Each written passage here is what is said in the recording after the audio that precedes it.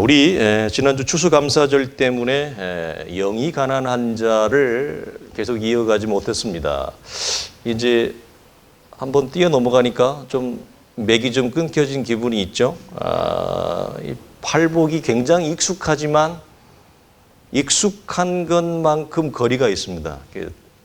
팔복에서 우리가 심령이 가난한 게 뭐예요? 라고 물어보면 대충 알겠는데 막상 답변하기는 어렵죠. 그렇죠? 내 안에 정돈되어져 있는 기독교의 내용이 있다는 거 굉장히 중요하다 그랬습니다. 자, 우리가 다시 한번 리마인드 해볼까요?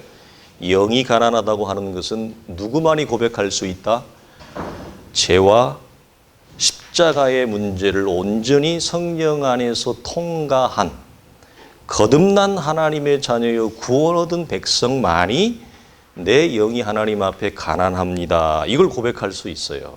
그러니까 그저 교회 안에 있는 것은 구원의 자리에 초청되어질 수 있는 가능성과 기회가 많기는 하지만 아직 죄와 십자가의 문제를 온전히 통과하지 못했을 때는 내가 하나님 앞에 가난하다. 즉 무슨 말이에요? 죄에 대하여 내가 얼마나 해결할 수 없는 자리에 있는지. 그리고 죄는 항상 무엇을 유발한다? 악을 유발한다. 그래서 합쳐서 죄악이라 그래요. 죄는 항상 악을 유발하기 때문에. 그래서 죄와 악의 문제에 대하여 내가 가난하다. 가난하다는 말은 무슨 말이에요? 다른 말로 하면 내가 무능력하다. 내가 죄를 알면서도 죄를 짓니? 그 죄는 나의 삶에 악을 유발하는데 이 죄와 악의 문제를 내가 해결할 수 없더라. 죄인 줄 알면서도 다 죄를 짓는 나의 연약함을 가지고 하나님 앞에 우리는 무능력하다, 가난하다 얘기한다. 우리는 또 더 중요한 거, 우리 인생의 생명의 문제에 대해서 우리는 어찌할 수 없어요. 제가 이번 주에 머리 커트를 했잖아요. 머리 커트하다가 커트하는 분하고 살짝 얘기를 했는데 그분이 이제 그런 얘기를 해요. 좀 착한 것 같아요. 그분은. 얘기하면서 나중에는 커트의 마무리는 눈물로 끝났는데 그 자기 올해 아버님이 떠난 얘기를 하는 거예요.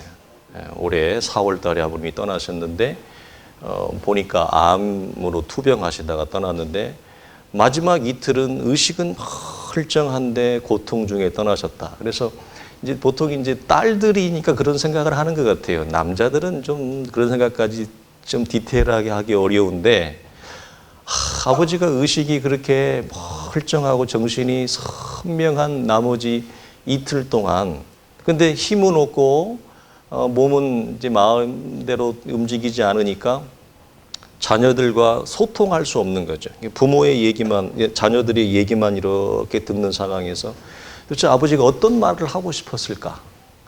자녀들에게. 근데 내 마음은 원인데 몸이 상태가 안 되니까 목소리가 안 나오는 거예요, 여러분.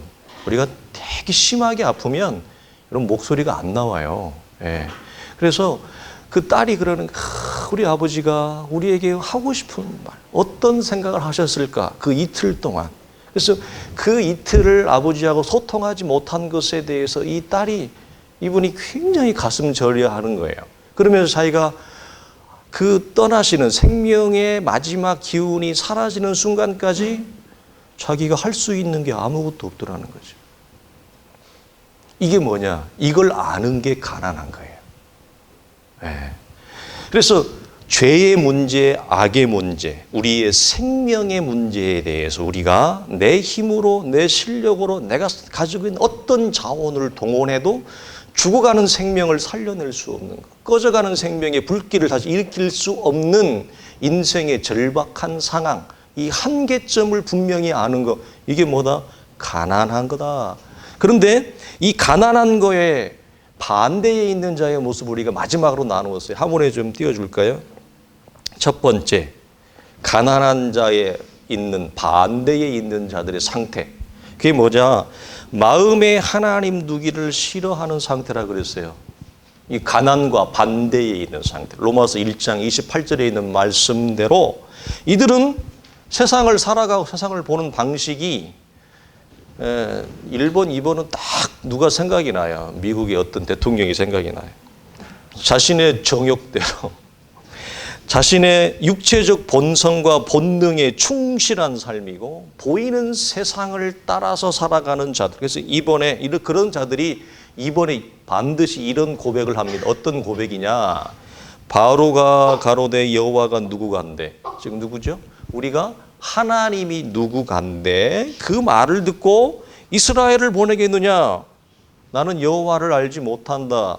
내 삶을 상관하지 말라 그래요.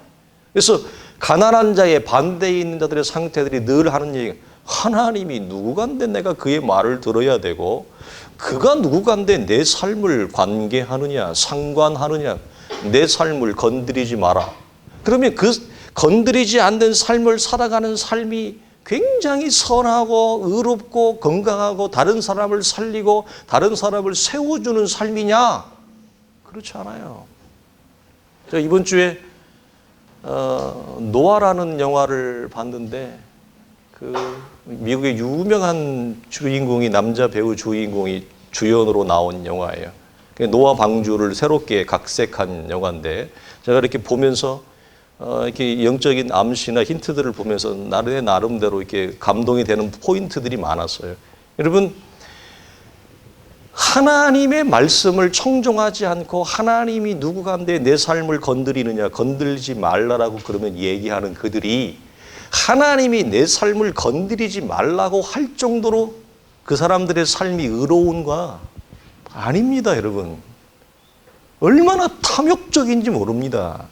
그 안에 부패가, 그 안에 자기 독선과 자기의 오만함과 자기의 교만함이 사실 가득해요. 득실거려요. 그걸 자기가 인지하지 못할 뿐이에요. 자기가 그렇게 부패된 것을 알지 못할 뿐이지 아마 트럼프는 자기가 그런 존재인 걸 아마 모를 거예요. 그러지 않을까요? 자기가 그런 존재인 걸 여러분 알까요? 제가 어제 설거지 하다가 잠깐 어떤 TV에서 트럼프를 30년 연구했던 뭐 어떤 프로그램인지 모르겠는데 저는 이렇게 잠깐 설거지하면서 보니까 뭔지 잘 모르겠어요. 타이틀이 뭔지도 모르겠고. 근데 이렇게 보니까 트럼프를 30년 연구한 미국의 어떤 할머니가 트럼프 전기를 썼는데 트럼프의 리더십은 기가 막힌 리더십을 가지고 있대요. 그 어떤 리더십이냐? 분노한 사람들, 마음에 분과 악이 가득 찬 사람들을 잘 발견한대요. 그리고 그 분과 악이 있는 사람들을 옹호한대요. 당신의 분냄이, 당신의 화냄이 정당하다. 당신의 악함이 정당하다. 그러니 당신 안에 있는 분과 악을 표출하라. 옹호해 준대. 박수를 쳐준대. 그리고 그들을 자기 편으로 끌어들인대. 그래서 미국에서 일어나는 게 뭐죠? 흑인 간 이 흑백의 갈등이 일어났을 때 백인 우월자들이, 인종 우월자들이 흑인을 향한 악이 있어요. 흑인을 향한 분노가 있어요. 그런데 그 흑인을 향한 악과 분노를 트럼프는 뭐라고 얘기하느냐? 맞다. 정당하다. 흑인을 차별해라. 흑인을 공격해라. 그래서 이전에 없었던 남북전쟁 이전의 상태로 미국의 시계를 돌려놓는 거예요. 굉장한 리더십이죠. 받고 싶으세요? 사모해요? 우리의 자녀들이 이런 리더십을 여러분 갖기를 원해요? 여러분, 자기 자신이 그 안에 얼마나 악함과 탐욕과 부패함이 가득한지 트럼프가 알까요? 모를 것입니다. 세 번째, 나는 말하기를 부자라 부요하여 부족한 것이 없다. 이 땅에서 자기는 자기가 원하는 것을 이루었다는 거죠. 자기가 원하는 자리에 올라갔다는 거죠. 자기가 원했던 소유를 자기가 이루었다는 거죠. 그래서 자기 독선과 자기 오만과 자아 도취에 빠져 있어서 그렇지 못한 자들에 대하여 가지는 상당한 인간적인 비열함을 가지고 있는 자들. 이들은 자기는 마음만 먹으면 얼마든지 무엇을 이루어낼 수 있고 마음만 먹으면 자기는 그런 높은 자리에 올라갈 수 있다라고 하는 상태. 그래서 여러분, 자기의 삶을 보며 충만한 자존감과 자신감이 아주 넘치는 자들입니다. 그런데 계시록 뒤에 말씀에 보면 주님께서 이렇게 얘기하죠. 뭐라고 얘기하죠? 네 곤고한 것과 가련한 것과 가난한 것과 눈먼 것과 벌거벗은 것을 네가 알지 못한다. 자기 자신은 자신의 삶에 대하여 굉장한 충만함이 있어요. 자신감과 자만함이. 그러나 그 상태에 있는 자에게 성경이 말하는 건 뭐냐? 아니다. 너는 가련하다. 너는 가난하다. 너는 벌거벗었다. 이렇게 얘기합니다. 자, 마지막으로 복음서에 많이 등장하는 바리새인들의 상태.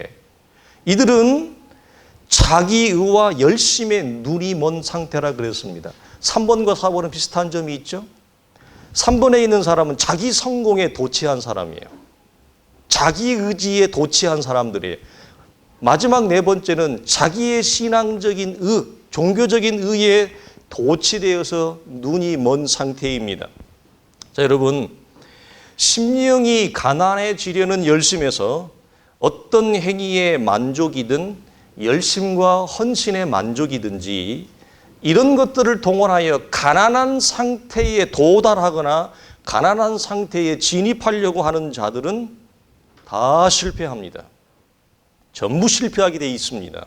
여러분, 이럴수록 더욱더 자신의 행위와 자신의 의로움과 대견함과 자만감이 자기 안에 더욱더 자기 자신을 의식하게 만듭니다. 자기 자신을 더욱더 자극하여 자의식을 강화시키게 합니다. 그래서 결국은 덜 가난한 상태가 됩니다. 시작은 어디에서 시작을 했어요? 가난해지려고 하는 마음에서.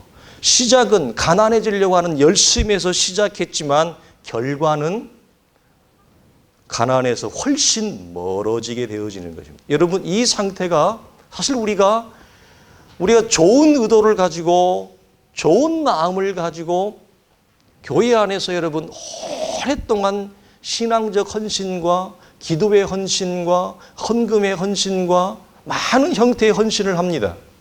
그런데 자칫 잘못하면 그런 의도를 가지고 시작했지만 결국 수십 년이 지난 후에 자신의 상태가 팔복의 상태에서 멀어져 있는, 가난한 상태에서 멀어져 있는 덜 가난한 상태가 되지 않도록 항상 영적으로 여러분 주의하십시오. 이것은 마치 갈라디아에서 있는 바울의 권고처럼 은혜로 시작했다가 결국은 육체로 마치게 되는 것과 같은 원리입니다. 그래서 가난한 상태는 행위로 성취되어지는 것이 아니다. 가난한 상태는 열심으로 성취되어질 수 없다라고 하는 것입니다. 자, 그러면 이제는 성경을 통해서 성경의 몇몇 인물들을 통해서 그들이 고백하는 고백과 상태를 보면서 성경이 그리는 가난한 자의 상태를 먼저 보겠습니다. 첫 번째, 누가복음 15장인데요. 우리가 잘 아는 탕자의 고백입니다. 자, 이렇게 고백합니다. 같이 한번 보겠습니다. 시작. 내가 일어나 아버지께 가서 이르기를 아버지, 내가 하늘과 아버지께 죄를 지었사오니 지금부터는 아버지의 아들이라 일컬음을 감당하지 못하겠나이다. 나를 품꾼의 하나로 보소서 하리라 하고 이에 일어나서 아버지께로 돌아가니라.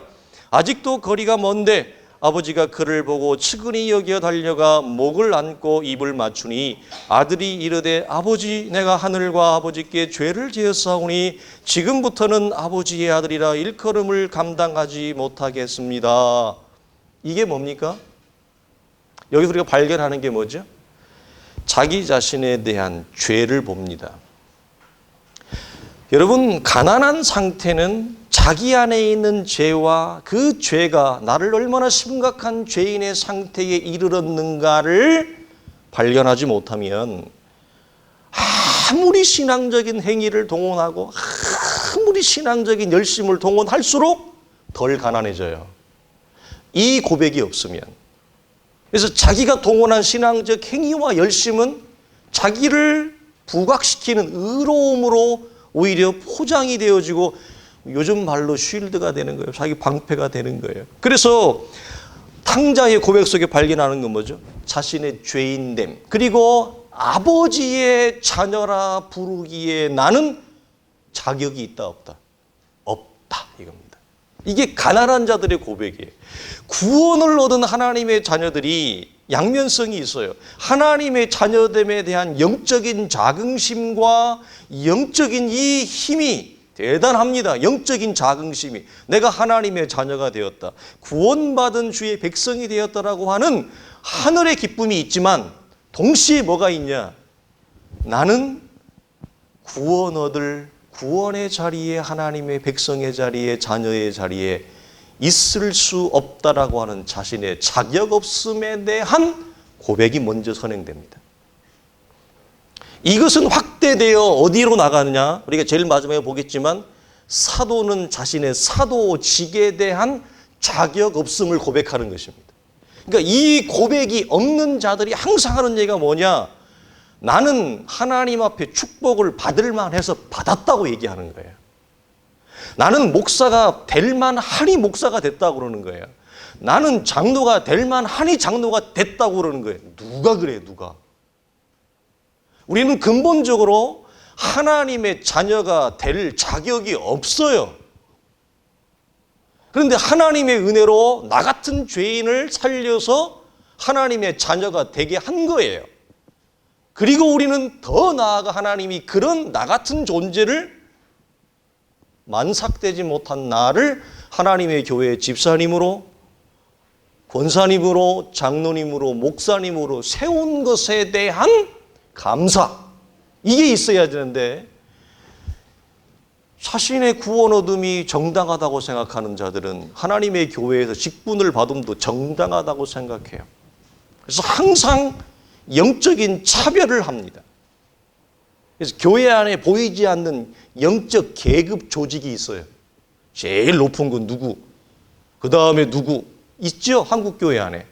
우리가 사는 세상에도 여러분 보이지 않는 계급이 있어요. 사람들이. 그 보이지 않는 계급 때문에 사람들이 자기가 잘 사는 것처럼 보이려고 얼마나 많이 노력을 해요. 그죠? 실제는 잘 살지 못하는데 잘 사는 것처럼 보이려고 한단 말이에요.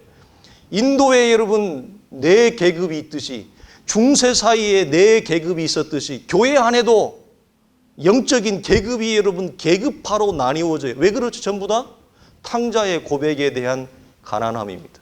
탕자의 고백에 대한 연약함이 우리 안에 없을 때 나타나는 부자교회를 할 것입니다. 두 번째, 여러분 다윗의 고백을 봅시다. 시편 51편입니다. 무릇 나는 내 죄가를 아오니, 전부 이렇게 시작해요. 내 죄가 항상 내 앞에 있나이다. 내가 주께만 범죄하여 주의 목전에 악을 행하여 싸우니, 주께서 말씀하실 때에 내가 의로우시다 하고 주께서 심판하실 때에 순전하시다 하리이다. 내가 죄악 중에서 출생하였으며, 심지어 이렇게 고백해 다윗은 어머니가 죄 중에서 나를 잉태하였나이다.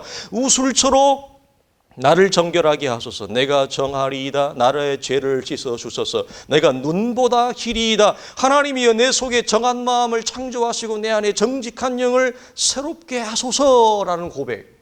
모든 하나님의 사람들, 가난한 상태에 진입한 자들은, 그리고 내가 가난한 자 있다고 그걸 아는 자들의 고백은 심지어 뭐죠? 내 어머니가 나를 잉태할 때도 죄 중에 잉태하였나이다. 여러분의 자녀를 교육할 때 여러분 고백하세요? 여러분 고백해요, 안 해요? 나는 하나님 앞에 아빠는 죄인이다. 애들아, 엄마는 죄인이다. 먼저 고백하십시오.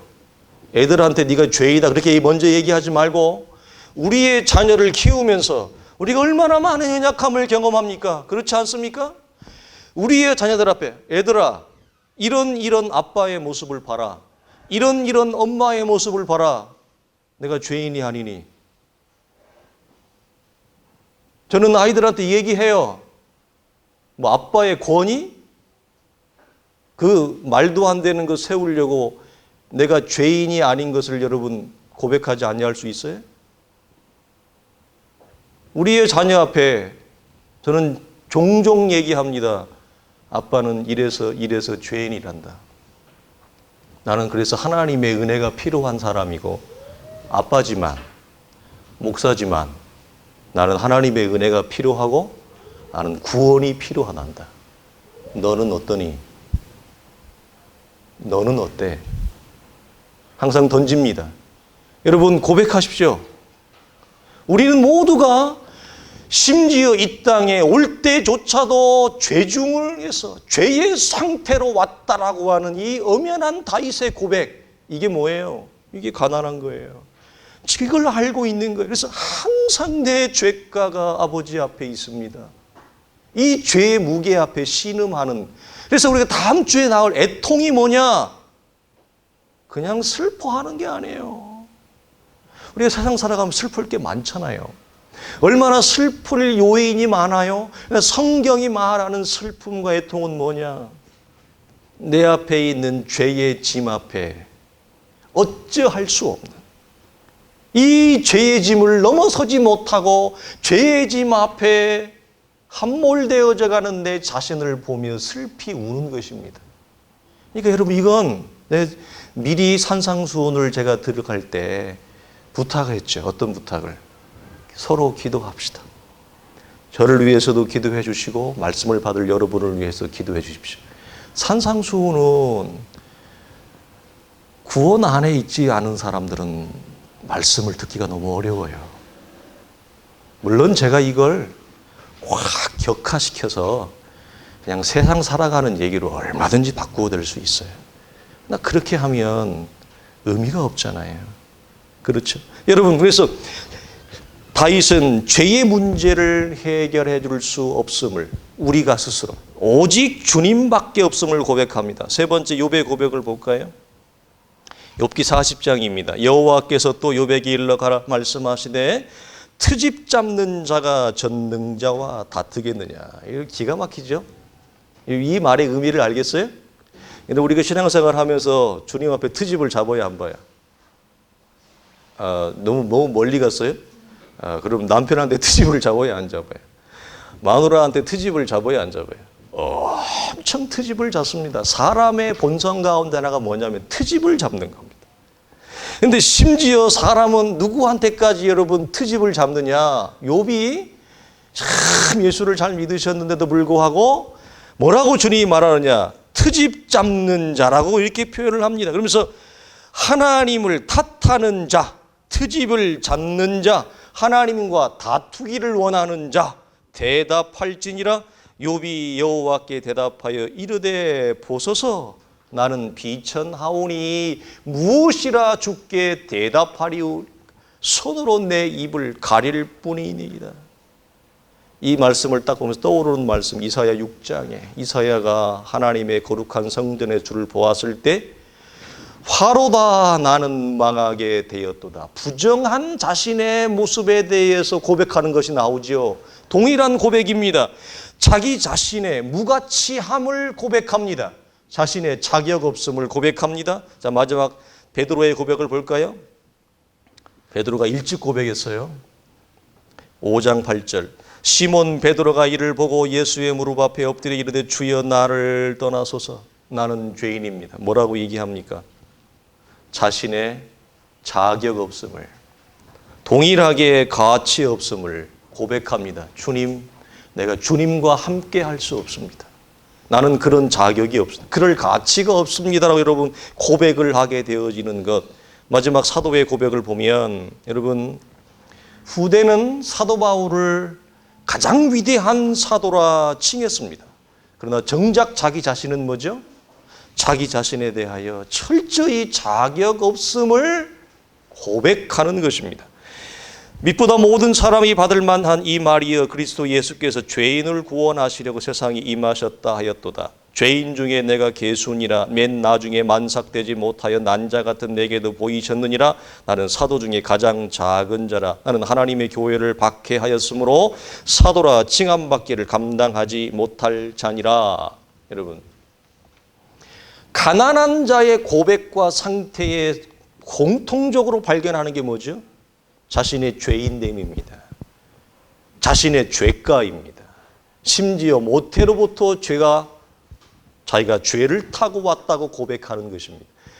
자녀됨에 대한 무자격, 하나님 앞에 설 수 없는 무가치함, 자신의 비천함들을 다 고백합니다. 그러나 여러분, 이들은 다 하나님 앞에 공통적으로 고백한 이들의 특징이 뭡니까?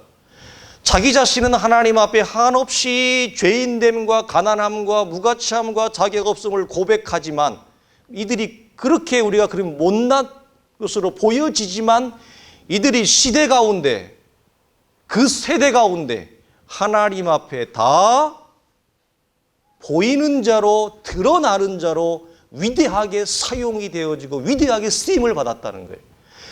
우리가 이 고백을 보니까 이들은 굉장히 형편없는 인간처럼 보이지만 하나님은 이런 고백을 하는 자들을 통해 그 시대에 그 세대에 당신의 거룩한 역사와 하나님의 나라를 보이고 세우는 거룩한 통로로 다 사용을 하셨다는 거예요. 여러분 만만하게 여러분 누가 다윗을 만만하게 볼까요? 여러분 누가 욥을 여러분 만만하게 볼까요? 누가 베드로를? 이들은 시대 가운데 불꽃처럼 쓰임을 받았습니다. 그러나 이들은 시대 가운데 나타나기 이전에 위대한 하나님이라는 칭호를 듣기 이전에 하나님 앞에 철저히 자신의 죄가와 죄인됨과 무가치함과 부패함과 자격 없음에 대한 통렬한 고백이 그들 안에 넘쳤다고 하는 것입니다. 이런 자들이 시대 앞에 쓰임 받는 거예요. 세대 앞에 쓰임 받는 거예요. 이런 분들이, 이런 성도들이 주의 교회에 쓰임 받는 거예요. 가장 염려하는 것은 이런 고백이 없는데 외형적으로 주의 교회에서 큰 직을 받는 것은 엄청난 부패를 가져오는 여러분 단초가 되어집니다. 너무너무 여러분 이것이 하나님의 교회를 무너뜨려요. 이런 고백이 없는데 목사가 된다. 그 목사가 여러분 주의 교회를 어떻게 인도할 거예요? 이런 고백이 없는데 장로가 된다. 그 장로가 주의 교회를 어떻게 섬길 거예요? 섬김이 뭔지도 모르는데, 겸손이 뭔지도 모르는데 무슨 교회를 위해 헌신하고 섬김하고 말도 안 되는 거예요. 그러니까 하나님의 교회가 인간의 소리와 인간의 경쟁과 인간의 그냥 열심들만 난무하는 말도 안 되는 아수라장이 되는 거예요.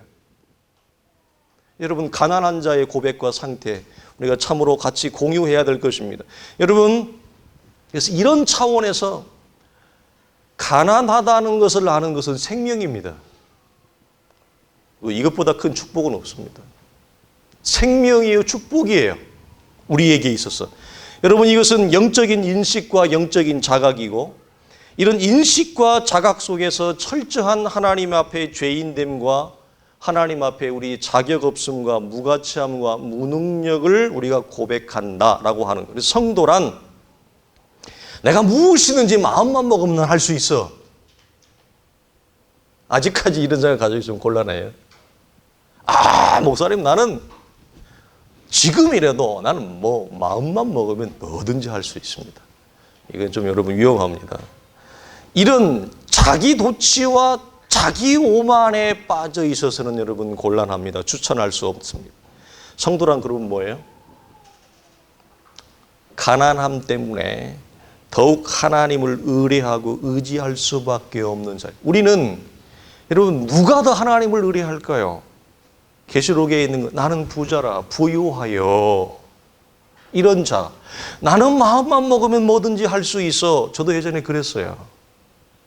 제가 주님을 만나기 전에 그리고 주님을 만났어도 기독교의 신앙이 들어오기 전에 저는 의지가 좀 강했어요.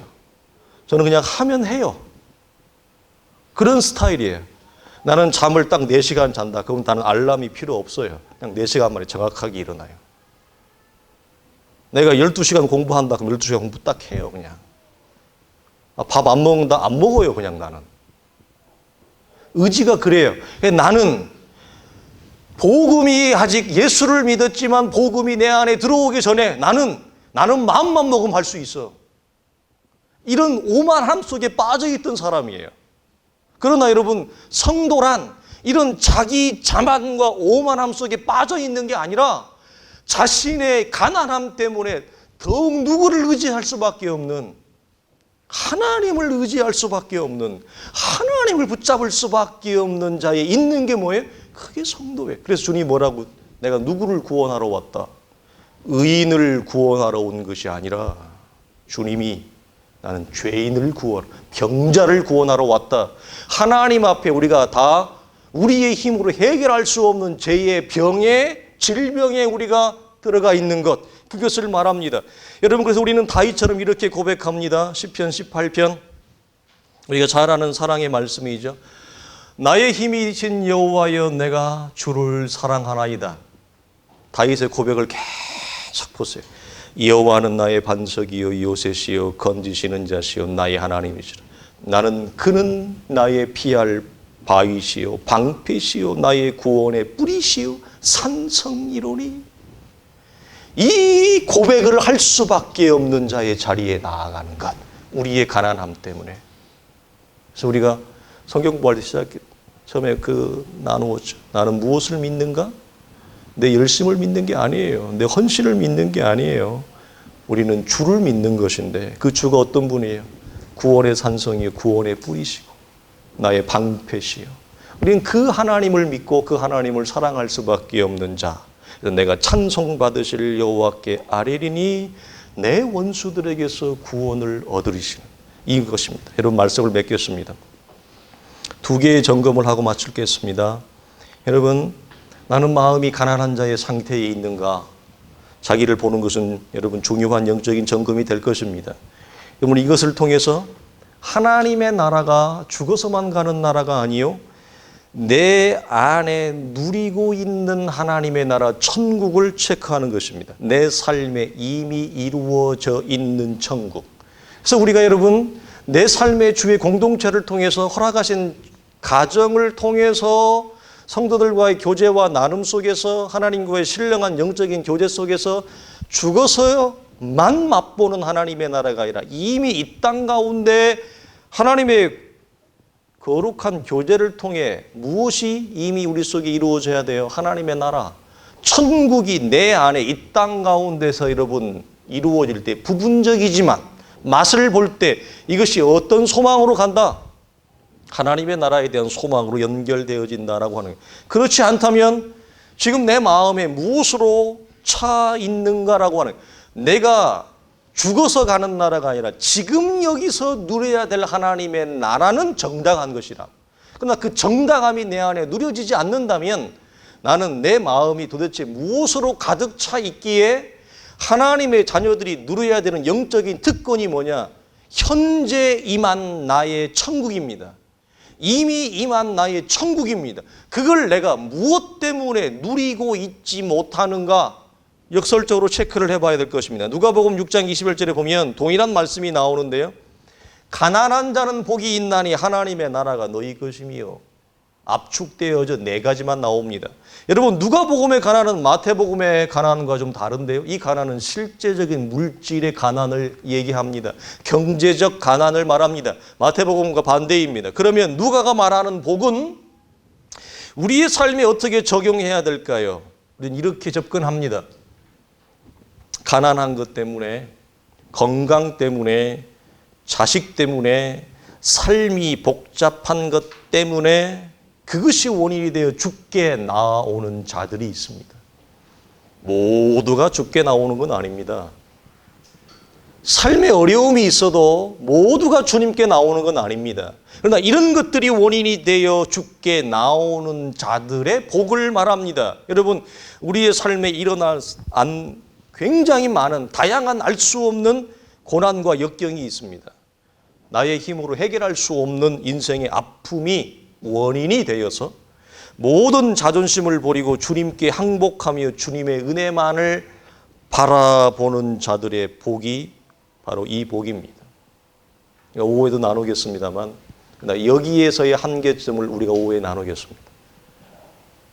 사람은 다 누구나 자기 필요와 연약함과 결핍 때문에 주님을 찾게 됩니다.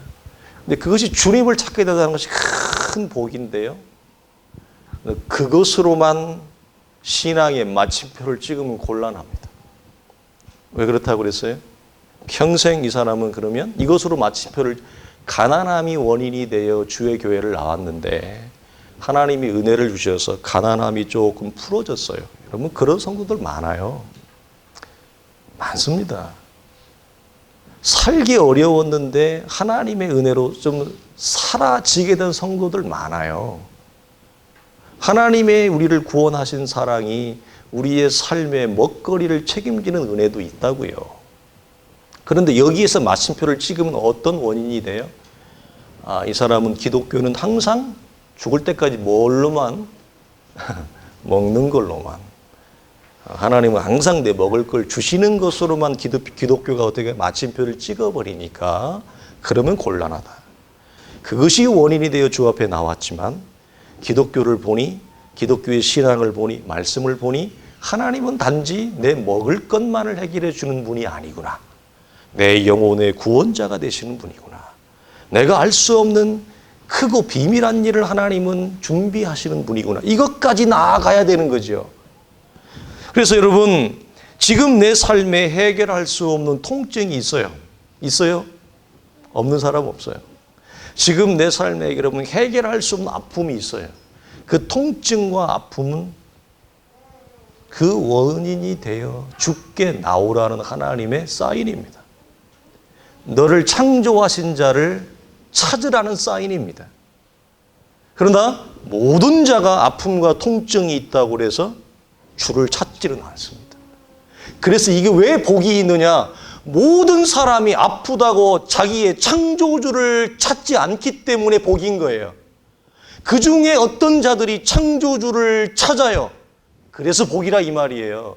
모든 사람이 아프다고 여러분 주님께 오지 않습니다. 아픔 중에 신음하다가 사라져버리는 인생도 있고, 아픔 중에 신음하다가 점쟁이한테 가는 사람도 있고, 신음하다가 부처한테 가는 사람도 있고, 신음하다가 더 나쁜 길로 빠지는 사람도 있고, 인생의 경로는 다양합니다. 그러나 그 다양한 길 중에 어떤 사람이 그 아픔과 통증이 원인이 되어서 하나님께 나오는 그 사람의 길이 복이 있다. 성경은 얘기합니다. 사랑하는 성도들이 주님의 예비하신 천국을 이 땅 가운데 누릴 수 있기를 주님의 이름으로 간절히 축원합니다. 기도하겠습니다. 하나님 아버지 감사합니다. 오늘 우리 가운데 삶의 하나님 괴로움이 있습니다. 삶의 어려움이 있는 분들, 하나님 삶의 통증과 아픔이 있습니다. 내 힘으로 해결할 수 없고 하나님 넉넉고 바라볼 수밖에 없는, 어떤 사람은 시간의 흐름 속에 내어버려 두기도 하고, 어떤 이는 하나님의 선의에 내어 맡기기도 하고, 거룩하신 하나님, 자포자기한 우리의 삶의 아픔과 통증의 영역이 있습니다. 주여, 이것을 통해서 우리가 하나님의 음성을 듣는 자들이 되게 하여 주시옵소서.